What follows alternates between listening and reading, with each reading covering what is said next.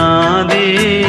பாசம் வைத்ததாலே நீ பயிரை காத்த வேலி, பயிரை காத்த போதும் வீண் பழியை சுமந்த நீதி.